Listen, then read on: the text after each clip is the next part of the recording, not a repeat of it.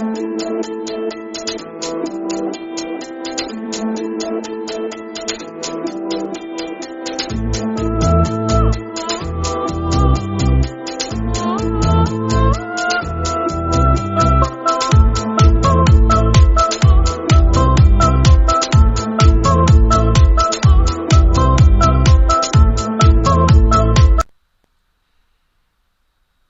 we've got our gladrags on, and a very warm welcome to this very special show that's going to be recapping the results of the first ever PWHL Awards.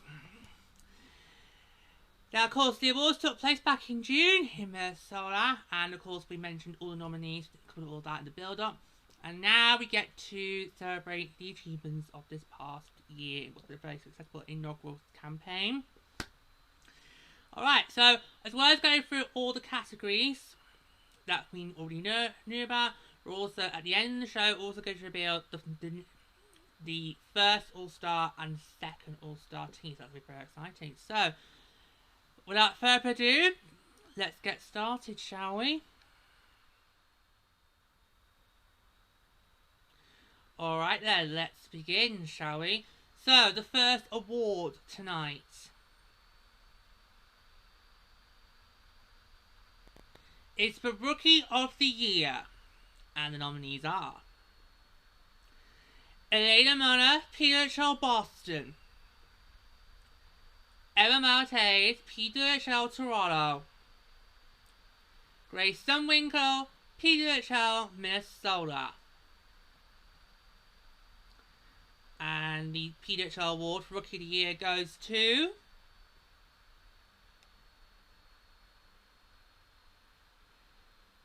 Grace Sunwinkle of your PWHL Minnesota!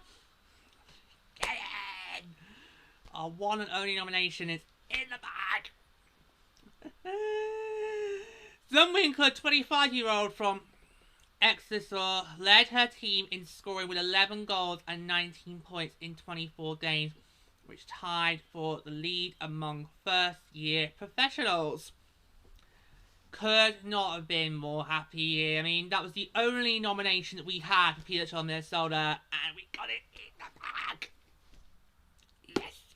Obviously, so many other players that we could have had nominated across the categories, but hey, but yeah, so great start. I mean, great start. I mean, the only category we are nominating, and we've got it in the bag. That is just amazing work. It's gonna be. I mean, she's had a brilliant first season with Minnesota. She had 11 goals. She got 19 points across the 24 regular season games. So I'm very excited to see what she's going to do going forward into the next season. So great result there. Great way to start the show. Okay, our next award. This should be interesting. It's Coach of the Year. And the nominees are Courtney Kessel, PWHL Boston; Corey Shepherd, PWHL Montreal; Troy Ryan, PWHL Toronto. Really tough category. Okay, let's see, shall we? And the PWHL award for Coach of the Year goes to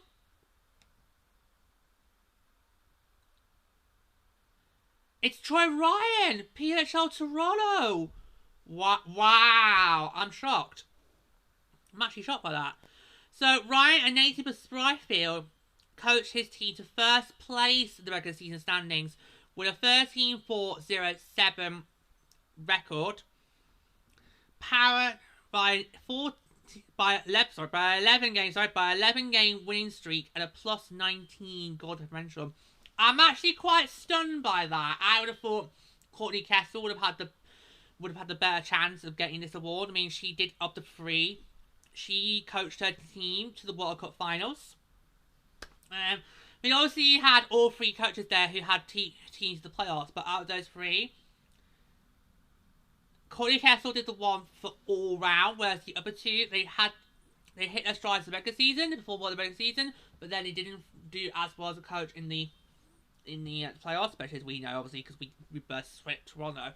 But yeah, so I'm a bit surprised at that. I would have thought Courtney Kessel would have had a good shout to have won that award, but I mean, you can't deny what Troy Ryan managed to do with Toronto, given how they did not have a great first start. But I mean, regular season, we don't really talk much in American sports. We don't look at regular season achievements. We focus more on did you win the championship or not. So, yeah, bit of a shock, but not too as big of a shock. But yeah, but I think you could easily make the case for all three. But for me, I think maybe not the right pick. Anyway, we'll move on. We move on now to Forward of the Year. And the nominees are Alex Carpenter, PWHL New York. Marie-Philippe Plain, PWHL Montreal. Natalie Spooner, PWHL Toronto. No surprises with this one. The PWHL Award for Forward of the Year goes to... No surprise... Natalie Spooner, PWHL Toronto. Yeah, no surprise. When I saw those nominees back in the spring, I thought, yeah, Spooner's going to take it. She's going to take it. Spooner, 33-year-old from Scarborough, led the league with 20 goals and 27 points in 24 games for a league-high points per game average of 1.13. Yeah, I'm not surprised she took this. Generally, I'm not surprised. When those nominees were announced for this category, I thought, yeah, it's pretty obvious which way this is going to go. It's pretty obvious. And, yeah, not surprised one bit. Not surprised.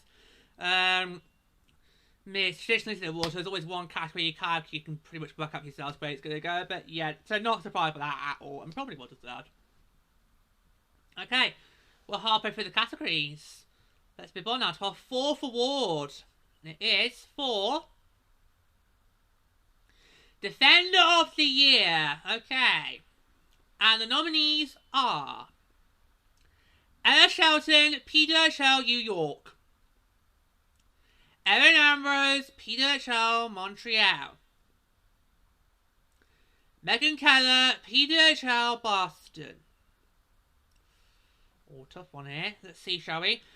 The PWHL Award for Defender of the Year goes to... It's Erin Ambrose, PWHL Montreal. Okay. Ambrose, a 30-year-old from Keswick, recorded 18 points in 24 games, including 14 assists, which tied for the league lead at her position. Okay. A really tough category there. I had no idea which way that was going to go. I mean, I generally myself could not call that. But yeah, so it was a great result of Montreal, who kind of would consider themselves as having strong contenders for that first place, you know, all year round, along with us and obviously Toronto. But yeah, so I don't know what more to say like because I just could not tell which way this award was going to go. There's 3 high quality nominees, and then in the day it was going to come down to who was deemed the best. But yeah, so there we go. So there we go. So Montreal's on the board. Montreal's on the board. As we move on to, oh, this is the one I've been looking forward to. Apart from Rookie of the Year, of course. Okay, we move on now to Goaltender of the Year, and the nominees are Ed Frankel, PWHL Boston. Corin Schroeder, PWHL New York. Kristen Campbell, PWHL Toronto. And the PWHL Award for Goaltender of the Year goes to...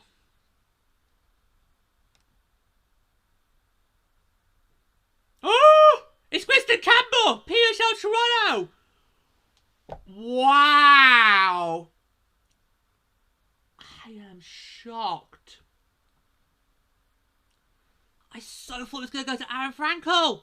Wow. Wow.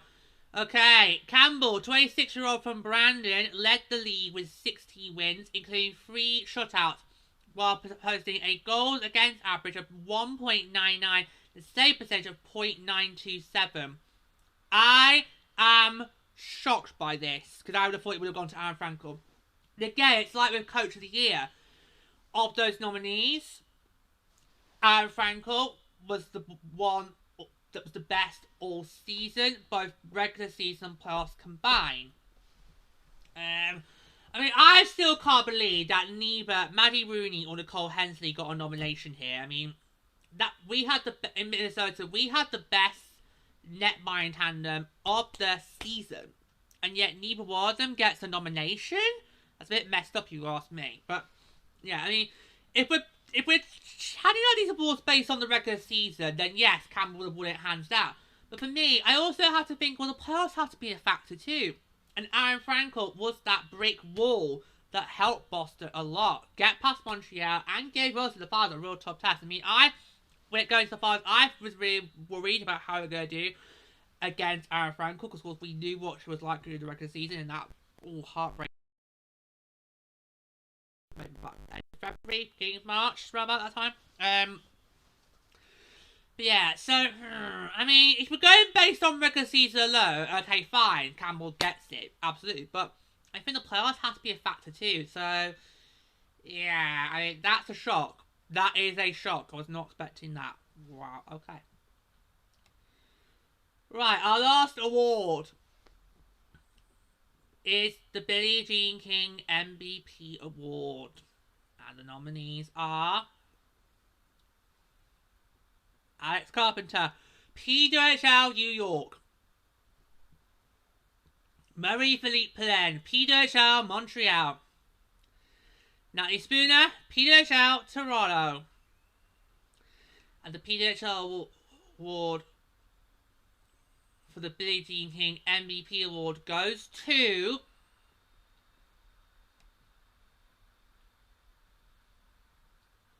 it's Natalie Spooner, PWHL Toronto. Yeah, absolutely. So I'll just read it again. Spooner, a 33-year-old from Scarborough, led the league with 20 goals and 27 points in 24 games for a league-high points per game average of 1.13. Yeah. Well, again, it was like with the forward of the year. I thought, well, so those nominees, I thought, yeah, there's no way Natalie Spooner's losing this. I could maybe would have thrown a couple of PHL Minnesota players that probably should have deserved a shout on this, like Taya Heisey, Michaela Kaba, maybe. Or Grace Sunwinkle as well, throw her in again. But yeah, I mean, it was pretty obvious when this category was announced, the last nominees. It was pretty clear who was going to get this. Wow, so that means with the 6 awards, Toronto's taken 3. Hold on. No, 4. Sorry, 4. 4, because obviously that's been 1 too. So Toronto's taken 4 of the awards. Montreal and Minnesota 1. And then the other teams, so Boston, New York, Ottawa, zilch. But Boston, New York did have some nominees. Wow, poor Peter Ottawa. Right, so those are all the awards. Now we've got one more thing to do, that's to be able to use the first All-Star and second All-Star teams. Let's begin with the first All-Star team. Here they are. Oh, no surprise. Spooner's there again. So here is the first All-Star team for 2024. We have the forwards. Alex Carpenter, PWHL New York. Marie-Philippe Poulin, PWHL Montreal. Natalie Spooner, PWHL Toronto. The defenders. Ella Shelton, PWHL New York. Erin Ambrose, PWHL Montreal. The netminder, Kristen Campbell, PWHL Toronto. That's a very Canadian heavy scene there, apart from 2 New Yorkers. That's the first All-Star team. Let's now move on to the second All-Star team. Here they are.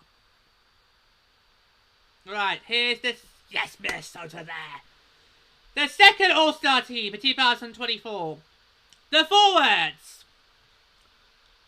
Brianne Jenner, PWHL Ottawa. Sarah Nurse, PWHL Toronto. Grace Sunwinkle, PWHL Minnesota. The defenders. Renata Fast, PWHL Toronto. Megan Keller, PWHL Boston. The netminder, Aaron Frankel, PWHL Boston. They're going to mobilise there. And look, Ottawa's on the board. Ottawa's on the board there.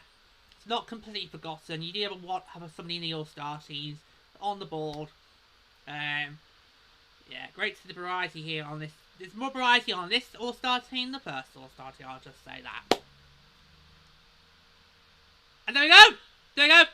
Those are all the awards and the All-Star team. So there you go. So very Toronto heavy. Because like I say, Toronto won 4 of the awards. Our Minnesota won the only nomination that we had. And Montreal also won 1 award. But very, very, very Toronto heavy there. I mean, I'm a bit shocked about Netminder of the Year. I did not think Christopher was going to be. I just saw that as Aaron Frankel's to lose. I thought Aaron Frankel did the best all round, all season. So won that award. Same with Coach of the Year. With her, Coach Courtney Kessler, thought she did the best of those 3 nominees. She did the best all round. But yeah. I kind of feel that these awards just focus on the regular season and didn't take the playoffs into account, which I think is a bit unfair.